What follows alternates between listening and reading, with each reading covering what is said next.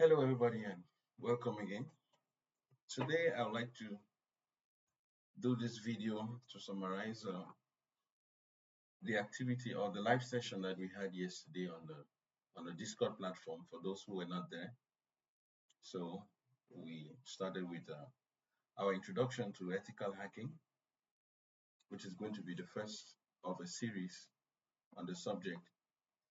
So I'm hoping that those who could not make it for yesterday's live session will be able to, you know, watch this video and hopefully follow along and be able to understand the things which we spoke about. So without wasting any much time, yesterday we started with the basic introduction of how uh, this set or this series of videos will be presented, or will the material that we will cover. All right. So in the in chapter one, we are going to look at this as chapters. All right. Uh, Chapter one, we're going to see an introduction to ethical hacking. So it will be about the introduction to ethical hacking.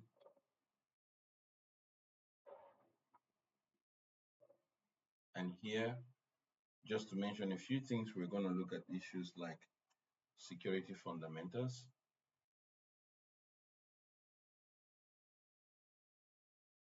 all right? And we're equally going to look at goals of security.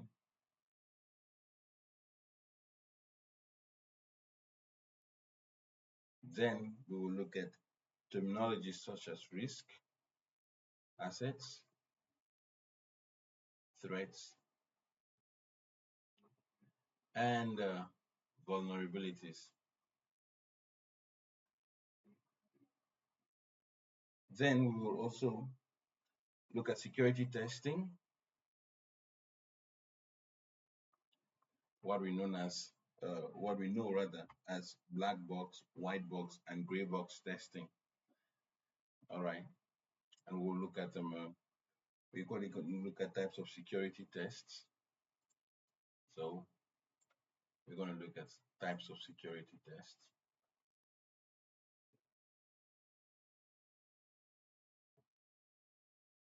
Then we will address issues of just at the fundamental or the basic level, what is cyber kill chain?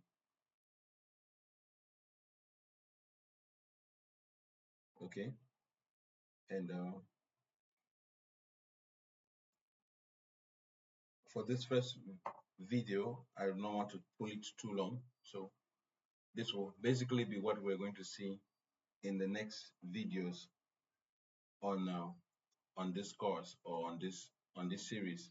So as we move along, I'm going to definitely, in order not to make the videos too long, I will, when we get to chapter 2, I will describe the content of what we will see on that chapter 2 and so on until the last chapter rather, which is chapter 12. So as you can see on screen, this is basically uh, we're equally going to look at ethical issues that forgetting. It's very important. Ethical issues when it comes to ethical hacking.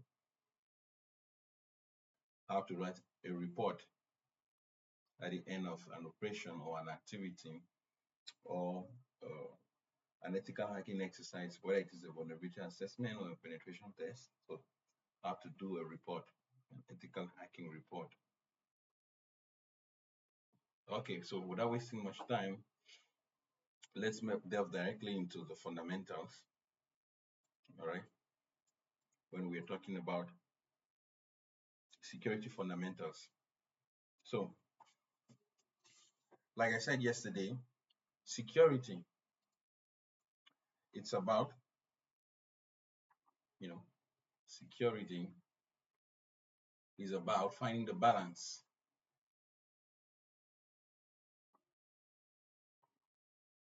between what we're talking of cyber security here, all right? So you may want to note that, because I'm still going to use the word security in this sentence. But security is about finding the balance between security itself and usability. Now, what does that mean? If you were to draw a graph of security versus usability, security, oh, I'm spelling that well. Okay. Let me rather put it here, security and usability. Usability simply refers to the user friendliness of a system, whatever it may be. So this is high usability, this is low usability, this is low security, this is high security. So the relationship between the two is something like this. In other words, if you take security versus usability, it has been discovered or it has been observed that when security improves or increases, usability tends to decrease and vice versa. All right.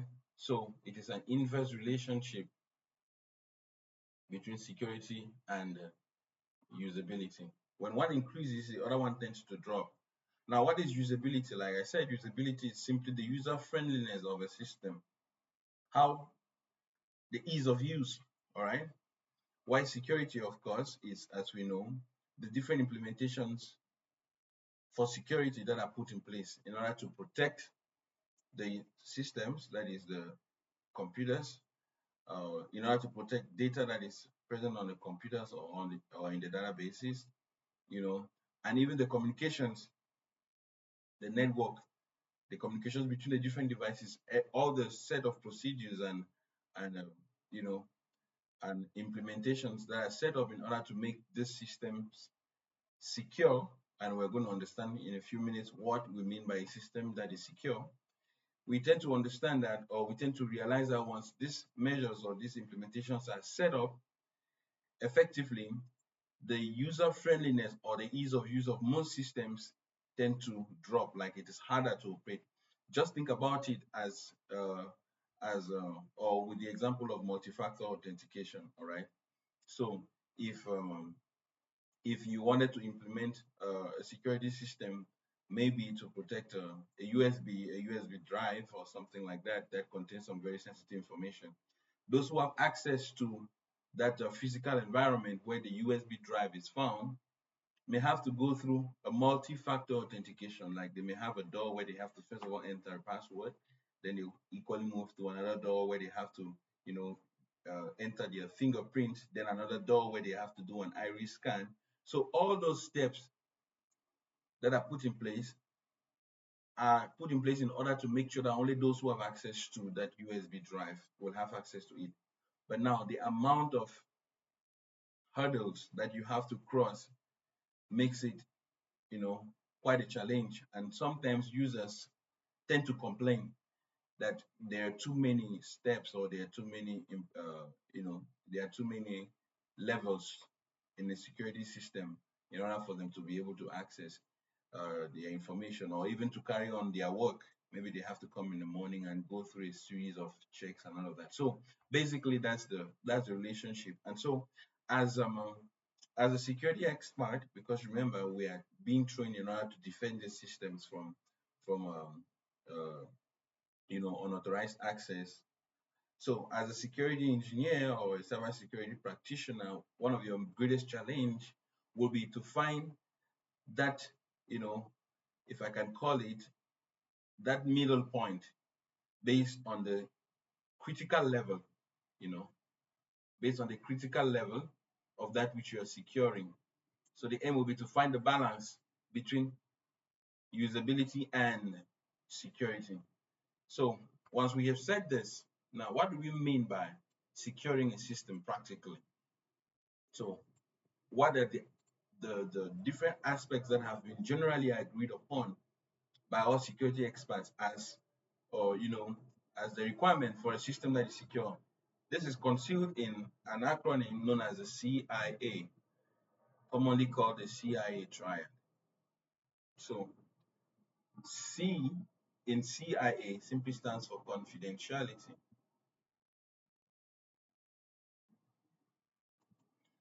What does confidentiality represent, or what is the concept of confidentiality? This addresses the secrecy, you know, it addresses the secrecy and privacy of information. Secrecy and privacy. Those are aspects of confidentiality of information. In our logical world, in the computer world, confidentiality rather must protect data that is in storage or on transit. Transit. When data is considered as data in storage, we're talking of data, for example, in the database. All right. While data in transit is data that is moving across a communication channel. So confidentiality is making sure that this sensitive information is kept secret or private, and only those who are authorized, access granted only to authorized, authorized persons, that is those who have access to this information. So same thing when the data is in transit, maybe it is moving from this database to another database. For example, if you decide to do a redundant system, so you have a database here, which is your primary database, and then you have an offshore or offsite backup system. So there is going to be in your implementation at some point a backup operation. So the data that is stored here will be moved to your backup. So this data that is moving to your backup is what is known as data in transit. And confidentiality says that this data equally has to be protected and kept secret and private. So that is confidentiality. The next one is integrity. That is the I in CIA. It stands for integrity. Now, integrity provides for the correctness of information. So, what are we talking about? Correctness simply means that the data is accurate. Accurate does not mean that what is being stored is necessarily uh, right or accurate information. But by accurate, we are simply saying that it has not been modified. It has not been changed, and this equally corresponds to data that is in storage or on transit. So the concept of integrity simply says that no one who has unauthorized access has accessed the information and modified it. In other words, if the information or the data that is stored has been modified, if it has been modified, then the principle of integrity has been violated. If someone who does not have access to this has successfully had access and modified the information, then we say that integrity has been violated. All right. So, uh, uh, as a cybersecurity practitioner, for example, what could be some of the measures that you could put in place, to implement this principle of integrity when it comes to securing a system? The first thing, I'm going ahead of myself, but it's okay. It's good to mention is the use of cryptography. So we use cryptography. I know that quantum computing is coming up and it's posing a lot of, I don't want to say threat, because in every threat there is an opportunity, but we know that most of these cryptographic algorithms will easily be broken by quantum computers.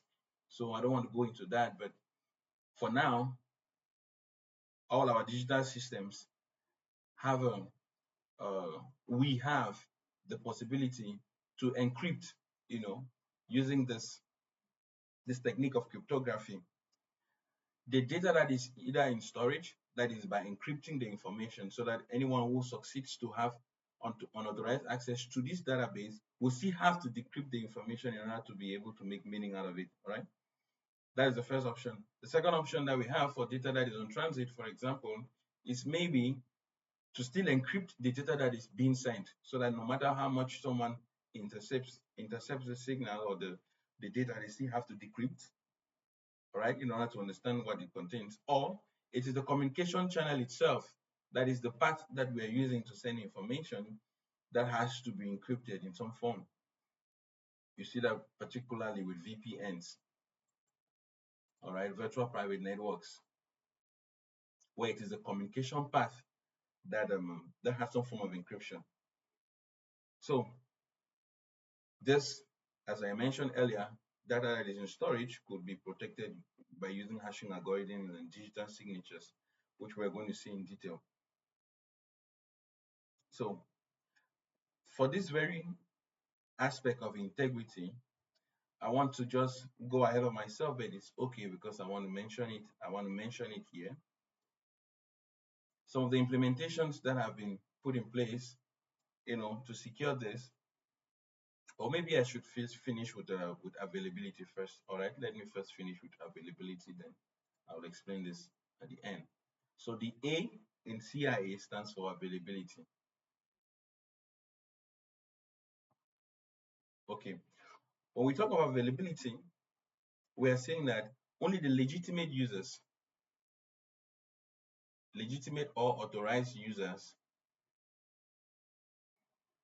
have the information when they need it, have the data or information or service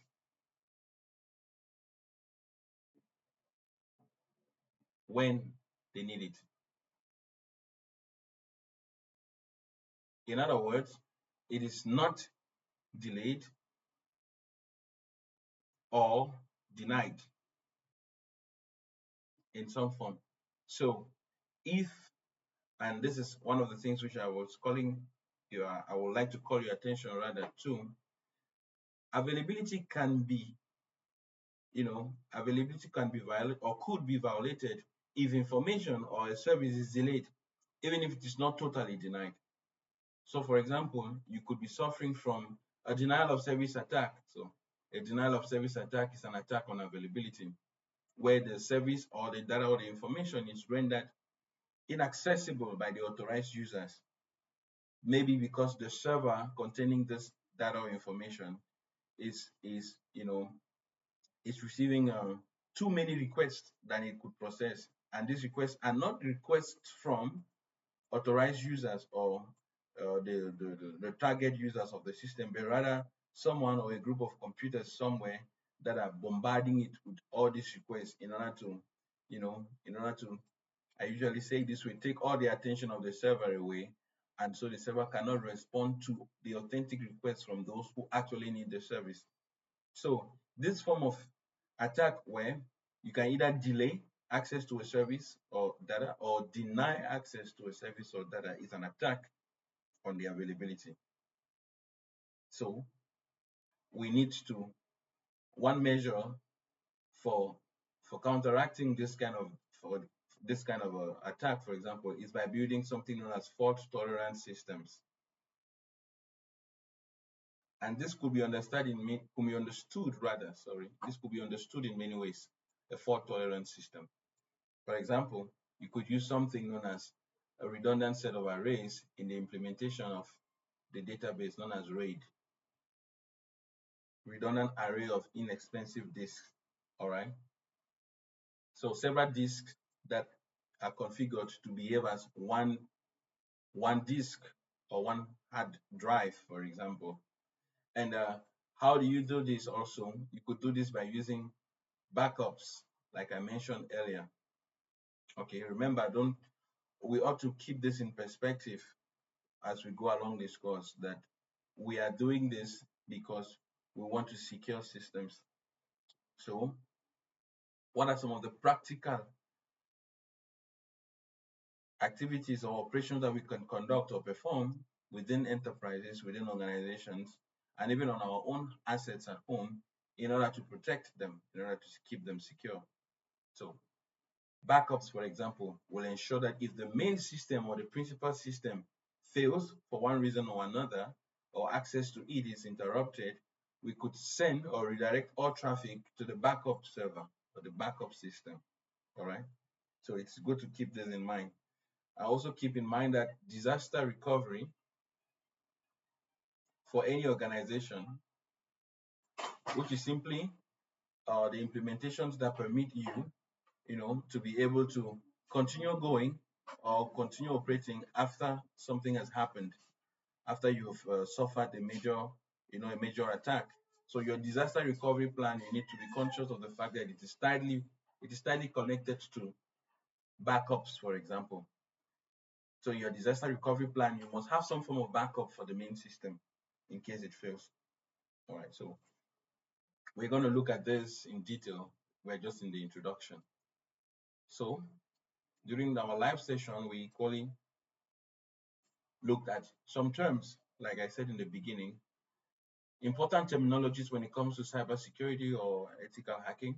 We have risk, we have risk in plural, no problem. We have threats, and we have a vulnerability. I'm also forgetting one thing: assets. A vulnerability, we have assets. So when it comes to cybersecurity, what do these terms mean? These terms, all right? So I will start with asset. Now, what you should retain is an asset is any item of economic value. So any item of economic value. How I prefer to keep this so that I always remember, and and it helps me to to have a better analysis, is an item is anything that if you lose, it will cost you something. All right. And since we're talking about digital assets, what are we talking about? We're talking of things like routers, all right, servers, computers within an organization, even handheld devices, what I usually call endpoint devices. So it could even be the device of the personnel, all right? It's a concept known as bring your own device. We're going to look at it. But it could even be that they are the laptops or the palm tops or the smart devices or even the mobile phones, the smartphones of your employees that come to the organization and use it within the network of the organization. So they use it to connect maybe to the internet, or they use it to run um, you know applications that run on your local area network. For example, all of these things constitute your asset. Now, this list is not exhaustive. There could be more in an organization, especially a large organization. But however, what you should retain is that it's an item of economic value. Okay, so it could even be your database. Of course, your database is an asset, very important asset, by the way. Spreadsheets and all of that. So that is the definition of an asset. Now, the next definition that I'd like us to look at is a threat. What is a threat? Now, a threat simply sets the stage for something known as a risk. We're going to see that, or perhaps I should have started with risk first so that I come to stage threat, so that you understand what is a threat, because definition of a threat reposes on your understanding of risk. So the risk is simply the probability or likelihood, likelihood, I hope I spelled that correctly. The probability or likelihood of the occurrence of a threat. I know you tell me that, all right, threat again came back in the definition of risk, rather. That's to tell you how they are very linked, or they are closely linked. Now, the probability or the likelihood of a threat occurring. And what is a threat? A threat is simply something that can cause potential harm, all right? Potential harm, damage, or loss to what? To an asset. or of an asset. Let me put it that way. Something that could cause potential harm, damage, or loss of your assets. That is a threat. So when you envisage that there is a probability of losing either a router or a server or a computer or a database or the information that is contained within the database, once you see that the potential or the probability of this occurring, we know immediately that it is a threat. It is a threat on our assets. And the risk is the likelihood of that threat occurring. So the threat is the stage, the condition, the circumstance, why the risk is the probability that this will happen. So for example, we have discovered, okay, let me first of all define the last word so that I can use all four in conjunction with each other, which is vulnerability. All right, vulnerability. A vulnerability is simply a weakness or a loophole within a system that can be exploited. Okay, so understand vulnerability rather as a loophole or a weakness within the system. So how do these four words that we have just seen connect to each other in a manner that makes sense? The vulnerability is the weakness, the loophole. It could be something as easy as or as simple as a misconfiguration.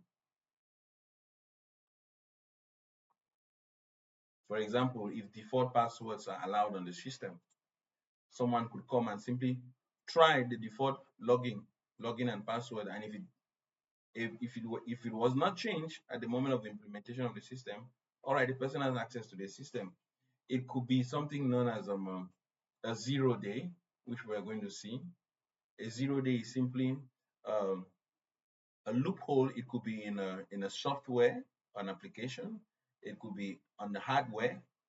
It could be anywhere, but something that has not yet been discovered and which uh, the bad guys or the bad actors have discovered and are exploiting, but it is not yet known to the manufacturer of the system that there is a weakness in his system or in her system, for example. So that that weakness rather, or that loophole is present within the system, but the manufacturer of the system is not aware. Because if the manufacturer is aware, of course the manufacturer will do something to fix it. But because the manufacturer is not aware, that loophole is being exploited by the bad guys to break into systems in an unauthorized way, you know. So that is vulnerability. Now, a threat is simply a condition or a set of actions or operations that can leverage on this vulnerability or this weakness in order to damage a system. And what are we damaging in the system? We're damaging the assets of the system. All right. I want you to see how these words connect. So I repeat again.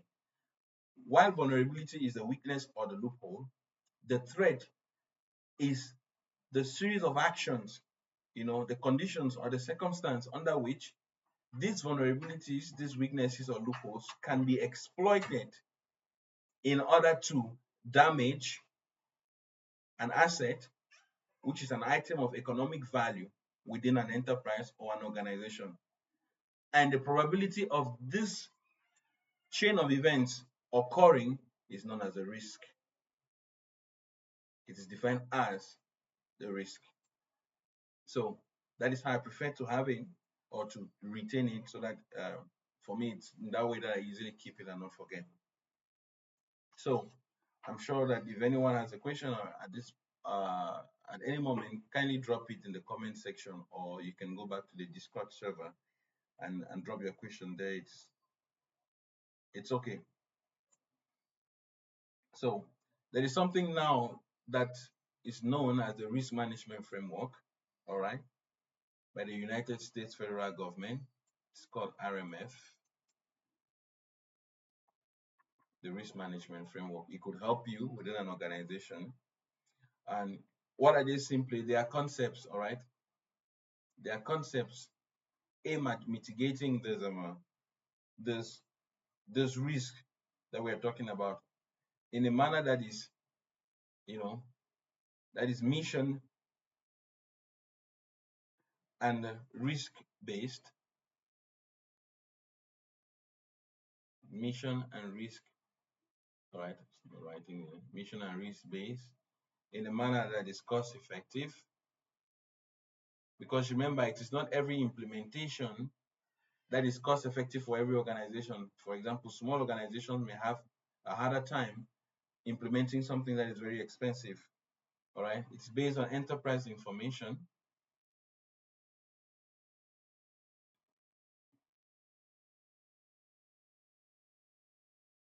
of system security. So I encourage everybody to go and find out what this RMF, which is Risk Management Framework, in detail. I hope that in the course of this series, we're going to see that in detail. All right, but it's good to mention it here. So now that we have defined these words, I just want to take this time to mention about, or to come back to what I mentioned earlier about CIA, all right, confidentiality, integrity, and availability.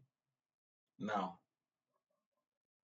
one thing which I learned recently and which is worth noting is that when it comes to maybe, let's say integrity, for example, when it comes to integrity could be implemented in a company or could be reinforced within an organization or its information system by some little actions.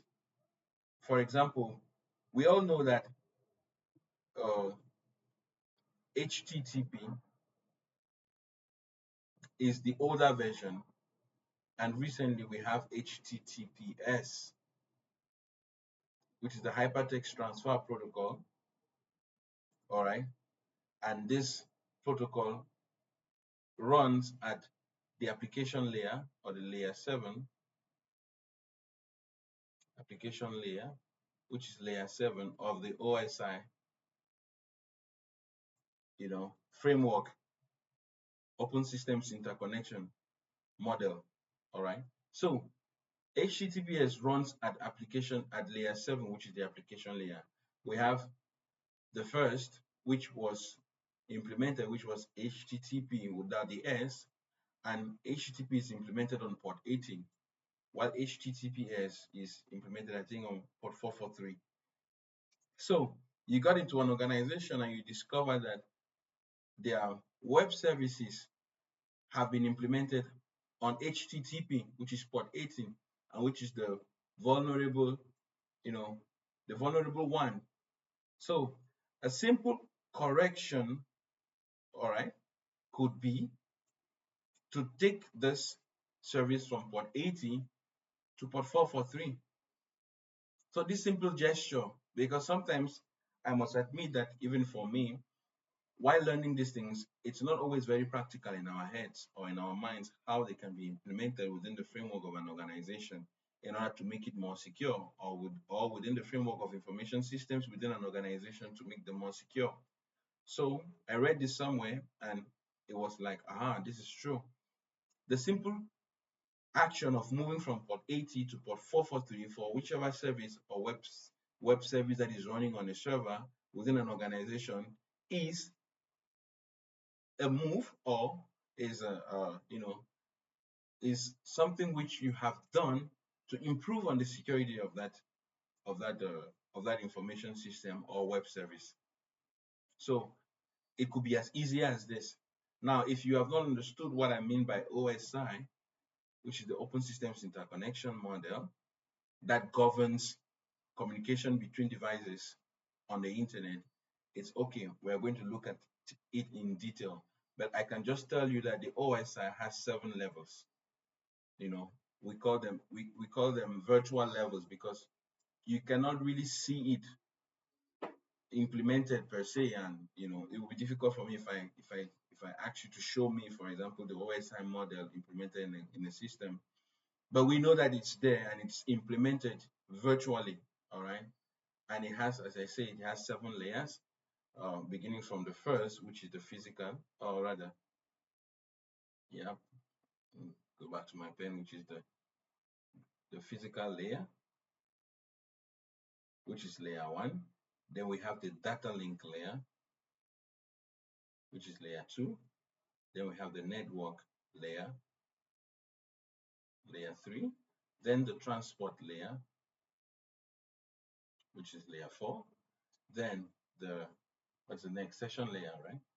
The session layer, which is layer 5. We have the presentation layer, which is layer 6. Then we have the application layer, which I've been talking about, which is layer 7. What you should retain for now is that this one is the one that is closest to the medium of communication that you're using, which is maybe fiber, optical fiber, or whatever, a cable, coaxial cable, or whatever. But this is the physical medium by which your data bits are sent. So as you go up this model, you have the application layer, and this is you now, the human being. Oh, my God, what did I write? All right, you are the human, and you sit directly on top of the application layer. So this is what you see. This is the layer that is closest to you, and this is the layer that is closest to your optical fiber, for example, by which you're connected. So this application layer and all the other layers, actually, not just the application layer, run something known as protocols.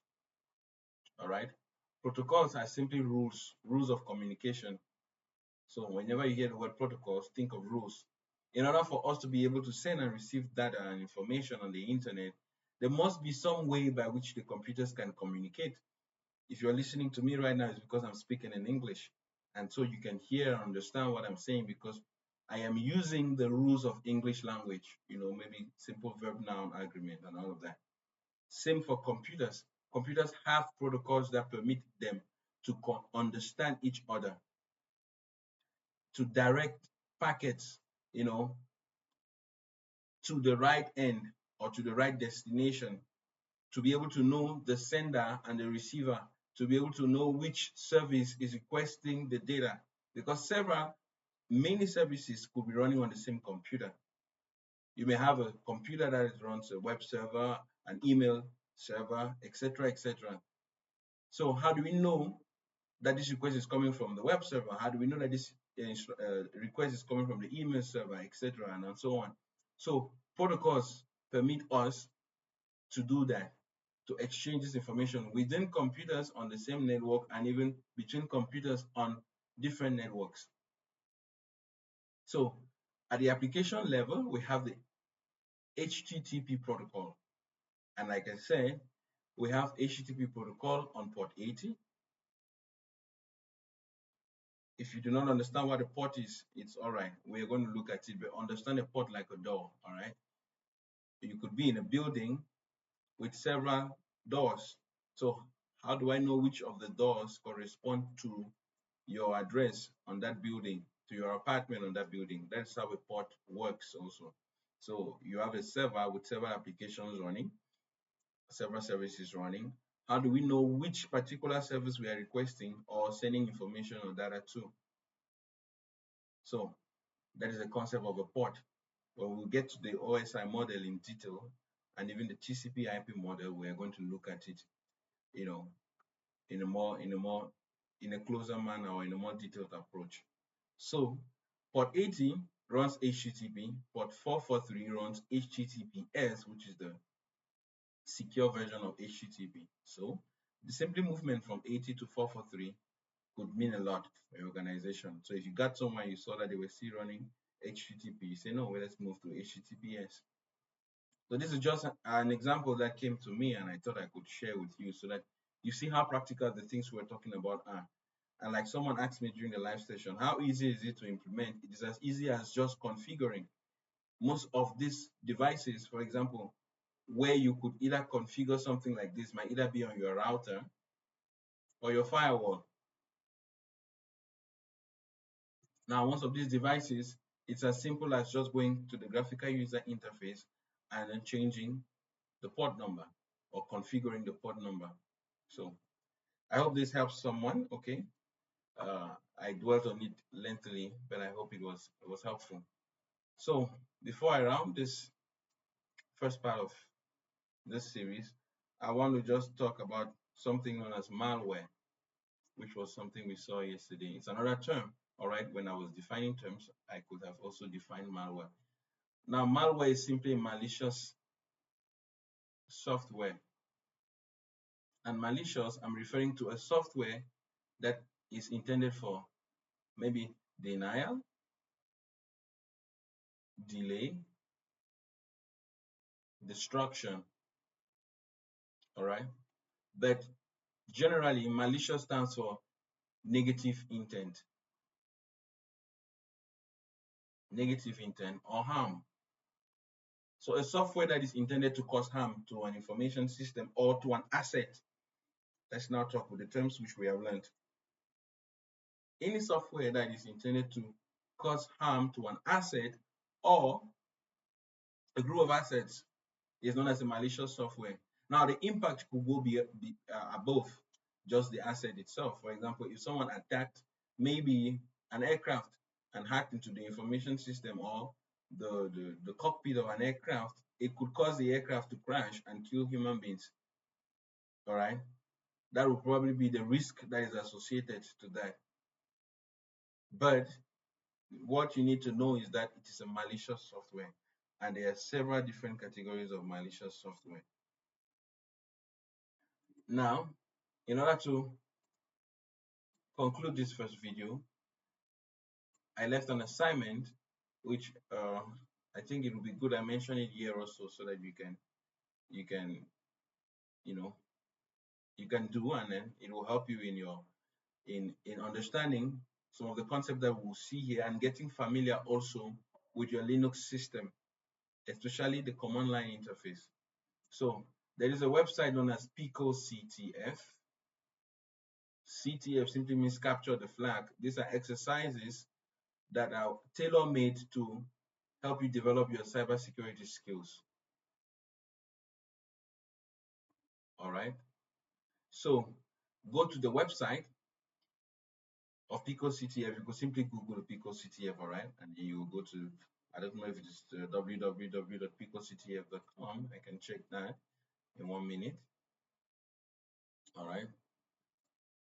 So no, picoctf.org. All right. You go to picoctf.org. So go to this website and log in, okay, or create an account, log in, and go to the page play.picoctf.org/practice. So before our next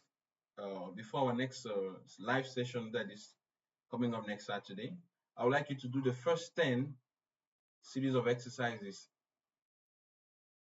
that are present on this platform. Okay, the first 10 exercises present on this platform. I invite you, please. It will look something like this. If I can show you here.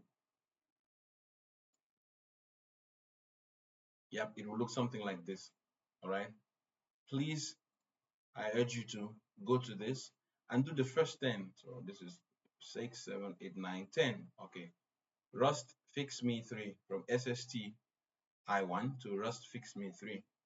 The idea is to get you familiar with the command line interface before we start delving into some active work or some technical work and looking at some of these hacks, how they perform practically. By the time we get there, you should already be familiar. For those who have not had